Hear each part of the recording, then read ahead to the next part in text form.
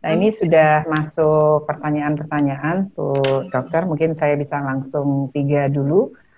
Yang pertama sebentar, adalah bagaimana menyikapi hubungan dengan suami yang kurang baik seringkali terjadi karena mertua, Bu Dokter. Kemudian yang kedua ada seorang yang memiliki 3 orang anak, ya 2 tahun yang lalu itu anak keduanya meninggal. Oh ya. Namun sampai saat ini masih mengganjal di hati atas kepergian anak tersebut. Jadi karena meninggalnya sangat mendadak karena kecelakaan ketika di sekolah. Jadi setiap ingat seperti ada rasa bersalah atau marah ya terhadap diri sendiri begitu. Nah itu sulit menghilangkannya begitu ya Bu Dokter ya. Jadi bagaimana cara membebaskan perasaan yang seperti itu karena sampai kebawa mimpi dan anaknya itu dalam keadaan marah gitu. Jadi sangat sedih sekali ya Bapak ini satu. Oke. Kemudian yang ketiga adalah bagaimana menyikapi suami yang tertutup. Ya mungkin sulit diajak berbicara atau karena sangat pendiam atau tertutup. Begitu mungkin dulu. Terima kasih juga buat ibu-ibu yang bertanya, ya. Iya. Ini gimana ya kalau menyikapi suami yang bersikap kurang baik karena mertua? Ini fenomena yang menarik ini sebetulnya, fenomena yang sebetulnya kalau kita riset ya, ini cukup banyak seperti itu. Tetapi kita kembalikan dulu ke ajaran Islam bahwa memang kalau kita sudah menikah, seorang perempuan itu ya kita tunduk dan patuh pada suami plus ibunya, ya ibu bapak tapi lebih khusus ibunya. Itu ya posisi dari ibunya suami itu. Walaupun sebetulnya ya harusnya idealnya ibu mertua ini bersikap bijaksana kan harusnya gitu. Tetapi ya bisa jadi ibu mertua kita ini tentu mungkin usianya beda sama usia kita kan. Itulah tadi saya bilang bahwa konflik itu muncul karena ada juga perbedaan usia. Bisa jadi kalau misalnya ini yang bertanya misalnya ya keluarga milenial, bisa jadi kan ibunya ini yang usianya zamannya baby boomer itu loh. Yang sudah usianya ya sudah masuk 60 tahunan ke atas. Itu berbeda tuh cara berpikirnya, kebijaksanaannya juga berbeda karena era mereka muda mungkin belum banyak belajar taklim kayak gini, ya. Nah itu makanya karena kalau kita yang jadi mantu dan ibu kita memang yang baby boomer maka mau nggak mau kita yang ditambahkan kesabarannya, istighfar, astagfirullah ya Allah, astagfirullahaladzim. Dan ingat, karena kita punya sinyal, dan sinyal ini bisa kita bawa kemana-mana, kita bisa setir untuk diarahkan ke sini, maka kita doakan ibu mertua kita, ya Allah saya kirimkan Al-Fatihah ini untuk ya ibuku, sebut namanya, Al-Fatihah, maka sinyal kita, si mantu ini akan ke ibu. Ya Allah angkat marahnya ibu mertuaku kepadaku, ya Allah, angkat kesalnya beliau, ya Allah. Bahkan juga kita doakan diri kita, ya Allah angkat kesalnya diriku, ya Allah. Agar apa? Agar tubuh kita yang namanya bioplasmik itu sering datang ke ibu mertua kita. Ya Allah, lunakkan hatinya, ya Allah lembutkan kata-katanya bila berjumpa dengan aku. Nah, tetapi pada saat kita berdoa, ya lebih baik lagi supaya lebih khusyuk kita membayangkan. Kenapa sih Bu Aisyah harus berdoa itu membayangkan? Kan tadi kita belajar otak kita kan kiri kanan. Otak kiri ternyata mengatur tubuh yang kanan. Saraf yang kanan itu yang atur kiri. Sinyal yang kanan itu yang atur kiri. Ya. Kemudian tubuh yang kiri yang atur kanan. Jadi dia bersilang gitu. Ya. Nah, pada saat kita berdoa, ya Allah saya kirimkan Al-Fatihah ini untuk ibu mertua, aku sebut namanya ya. Karena sinyal ini harus disebut namanya nih. Kalau makanya doa harus sebut nama yang lengkap. Makanya harus tahu nama ayahnya ibunya kita itu ibu mertua itu siapa. Nah, itu baru pada saat kita mengucapkan baru otak kiri yang kerja. Dia jalan di tubuh yang kanan. Baru didorong oleh sinyal yang kanan. Yang kiri belum. Maka kita harus pakai otak kanan. Salah satu kerja otak kanan tadi adalah visualisasi membayangkan. Makanya kita bayangkan ya ibu sama kita baik, ibu mertua baik, kemudian ibu mertua juga ngomong sama suami baik, suami juga ngomong sama kita baik. Jadi semuanya kita doakan. Itu cara paling mujarab. Ya, terus terang saya pakai itu dari dulu, alhamdulillah. Sekarang ibu mertua saya sudah meninggal, tapi waktu beliau ada, Ya, karena kita berempati bahwa beliau itu memang usianya bukan lagi yang baby boomer, di atasnya baby boomers, itu namanya generasi builders itu. Builders itu yang lahirnya pada masa penjajahan itu. Bukan galak, tegasnya minta ampun. Tapi itu tadi untung belajar sedikit ilmu kayak gini, makanya kalau diajak suami, ayo kita ke rumah ibu mertua saya di Priuk, itu saya doa dulu, iya mas. Bilang langsung iya mas dan kasih tunjukkan wajah gembira pada suami. Karena suami tersinggung kalau misalnya ngajak istrinya, ayo kita ke tempat ibu, tuh kita langsung apa? Ke tempat ibu, oh itu bisa marah itu. Makanya kita iya mas gitu. Pas suami pergi kita langsung rilis, duduk sebentar, tarik nafas, ya mungkin ada khawatir, takut, aduh mau ke rumah ibu ya, astagfirullahaladzim ya Allah, angkat takutku ya Allah. Makanya belum lagi badan kita datang, sinyal kita sudah datang dan ibu kita pas lihat kita, itu turun rahmat Allah. Itu mau nggak mau. Kita sama ibu mertua tuh nggak bisa pakai mulut, diskusi pakai mulut, nggak bisa. Nggak bisa, terus terang, mau nanti apapun. Kecuali ibu mertuanya yang banyak belajar. Ibu mertuanya yang duluan, gimana nak, gimana nduk, gimana cerita sama ibu ya, gitu. Makanya nih buat ibu-ibu mertua yang banyak taklim itu keren banget, ya. Terutama yang ibunya laki-laki itu keren banget, masya Allah. Saya punya anak laki 4 dari 5 bersaudara, anak saya ini kan 5, 4 laki 1 perempuan. Makanya kenapa saya harus terus belajar supaya saya selain mau jadi ibu yang bijaksana, saya mau jadi ibu mertua yang bijaksana. Karena dalam Islam tuh begitu. Kalau istrimu panggil, ibumu manggil, ini pada suami nih, maka si suami harus ke ibunya dulu. Tapi karena ibunya bijaksana, terus suami, bu, istriku manggil, sudah ke istrimu nak, tapi ke ibunya dulu. Itu tuntunannya begitu. Ya, tuntunannya begitu. Dan kalau dibuka misteri tuntunan ini, oh itu luar biasa, banyak banget. Kenapa? Makanya harus patuh pada ibunya suami. Ya, nah, sekarang itu aja. Jadi sebelum apa-apa, pakai dialog jiwa, pakai sinyal ini. Jangan pakai mulut. Kalau pakai mulut nanti terjadi guncangan terhadap ibunya suami, dia nggak redo, maka rumah tangga kita nggak redo. Ya. Rezeki terhalang kalau ibunya suami ya tidak redo pada kita. Tapi Bu Aisyah, ibu suami saya galak banget, ibu suami saya bawel banget, biarin aja Bu. Ya. Kita istighfar terus, kita doain dia terus.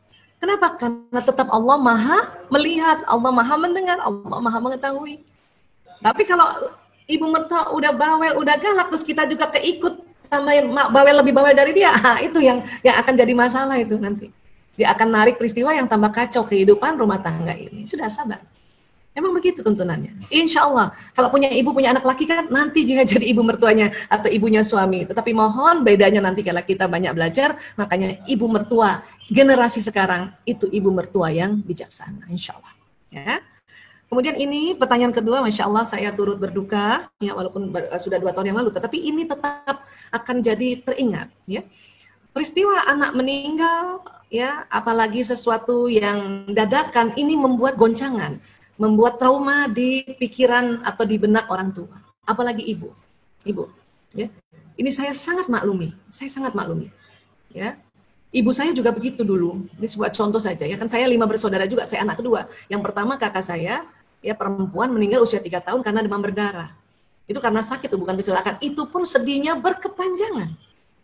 Artinya ibu kalau masih merasa sedih, merasa ada kesel marah, itu lazim, wajar. Wajar sekali. Soalnya anak soalnya. Itu wajar. Nah, artinya ibu maafkan diri ibu kalau ibu masih sedih, masih kesel, masih marah, masih merasa bersalah. Ya, maafkan diri ibu ya Allah. Ya, saya maafkan diriku ya Allah karena saya masih sedih, masih rasa bersalah ya Allah. Begitu terus. Berikutnya ya Allah, angkat sedihku ya Allah, angkat kesalku ya Allah, angkat rasa bersalahku ya Allah. Kita minta, kita sebut astagfirullahaladzim ya Allah, la haula wala quwata illa billah. Itu terus-terusan memang. Hari ini udah tenang, nggak inget lagi. Minggu depan inget lagi. Itu langsung lagi. Ya Allah, saya ingat lagi ya Allah, saya sedih ya Allah. Terus ibu bilang, saya maafkan diriku ya Allah. Baru, ya Allah angkat sedihku ya Allah, astagfirullahaladzim. La haula wala quwata illa billahil aliyul azim. Kemudian ibu karena ingat ananda langsung, ya Allah saya kirimkan Al-Fatihah ini untuk ya almarhum anakku. Sebut namanya Al-Fatihah. Itu anak senang Bu.